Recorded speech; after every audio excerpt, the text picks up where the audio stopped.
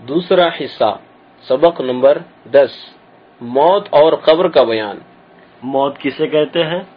ہر شخص کی جتنی عمر مقرر ہے نہ اس سے کچھ گھٹے نہ بڑھے، جب وہ عمر پوری ہو جاتی ہے تو ملک الموت یعنی موت کا فرشتہ یعنی حضرت عزرائیل علیہ السلام قبض روح کے لیے آتے ہیں اور ان کی جان نکال لیتے ہیں، اسی کا نام موت ہے۔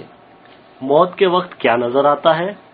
جہاں تک نگاہ کام کرتی ہے مرنے والے کو اپنے دائیں بائیں فرشتے ہی فرشتے دکھائی دیتے ہیں۔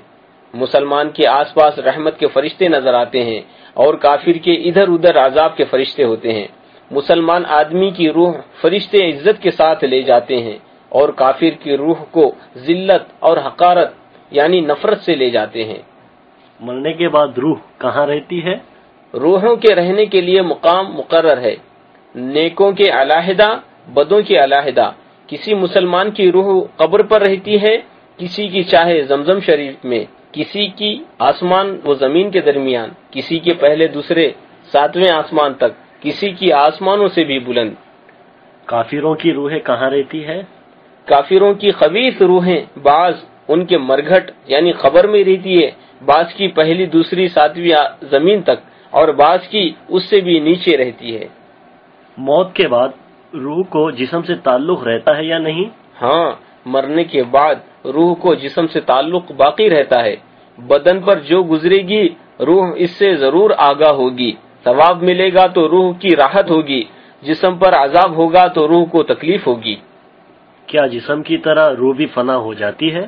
موت یہی ہے کہ روح جسم سے جدا ہو جائے، نہ یہ کہ روح بھی مر جاتی ہو۔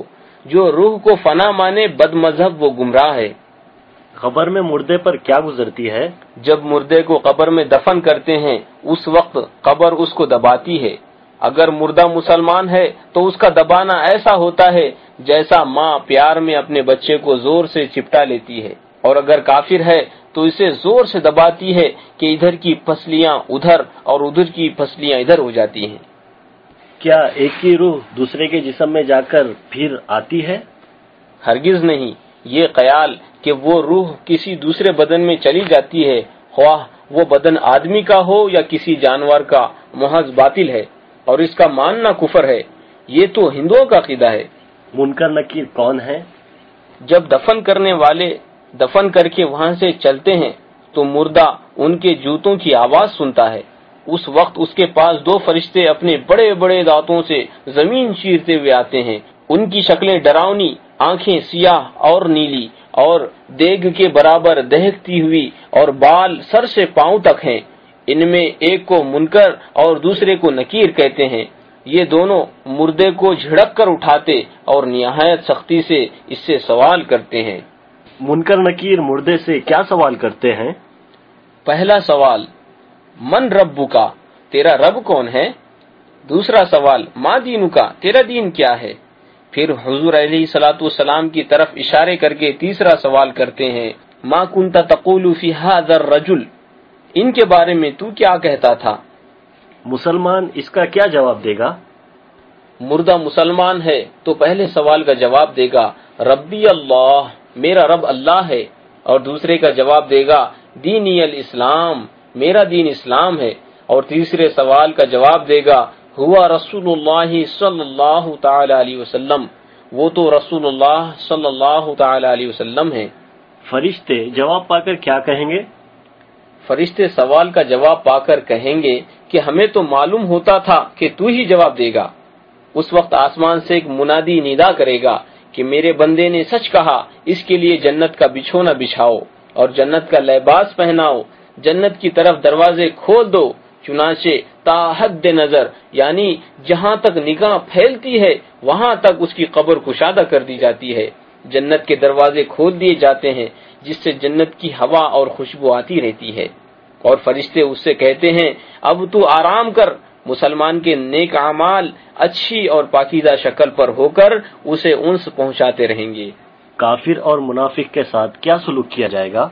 مردہ اگر کافر یا منافق ہے تو وہ ہر سوال میں کہے گا افسوس، مجھے تو کچھ معلوم نہیں، میں لوگوں کو کہتے سنتا تھا، خود بھی کہتا تھا۔ اس وقت ایک پکارنے والا منادی آسمان سے پکارے گا، یہ جھوٹا ہے، اس کے لیے آگ کا بچھونا بچھاؤ، آگ کا لباس پہناؤ اور دوزخ کی طرف دروازہ کھول دو، اس کی گرمی اور لپٹ اس کو پہنچے گی۔ پھر اس پر عذاب کے لیے 2 فرشتے مقرر ہوں گے جو لوہے کے گرز یعنی ہتھوڑے سے اسے مارتے رہیں گے، اور سانپ اور بچھو اس کے برے اعمال، کتا یا بھیڑیا یا اور شکل بن کر اسے تکلیف و عذاب پہنچاتے رہیں گے۔ کیا گنہگار مسلمان پر بھی قبر میں عذاب ہوگا؟ ہاں، بعض گنہگاروں پر ان کی نافرمانی کے لائق قبر میں عذاب ہوگا، پھر اس کے پیران اعظام یا مذہب کے امام یا اولیاء کرام کی شفاعت سے یا محض رحمت خداوندی سے جب خدا چاہے گا نجات پائیں گے۔ جو مردے دفن نہیں کیے جاتے ان سے بھی سوال ہوتا ہے؟ مردہ دفن کیا جائے یا نہ کیا جائے یا اسے کوئی جانور کھا جائے، ہر حال میں اس سے سوالات ہوں گے اور وہیں اسے ثواب یا عذاب پہنچے گا۔ زندوں سے مردوں کو فائدہ پہنچتا ہے یا نہیں؟ ہاں، زندوں کے نیک اعمال سے مردوں کو ثواب ملتا اور فائدہ پہنچتا ہے۔ قرآن مجید یا درود شریف یا کلمہ طیبہ پڑھ کر یا کوئی صدقہ خیرات کر کے اس کا ثواب مردوں کو بخشنا چاہیے، اسے ایصال ثواب کہتے ہیں۔ حدیث شریف سے اس کا جائز ہونا ثابت ہے۔ خبر پر اذان جائز ہے یا نہیں؟ جائز ہے، اس سے مردے کو راحت ملتی اور گھبراہٹ دور ہوتی ہے۔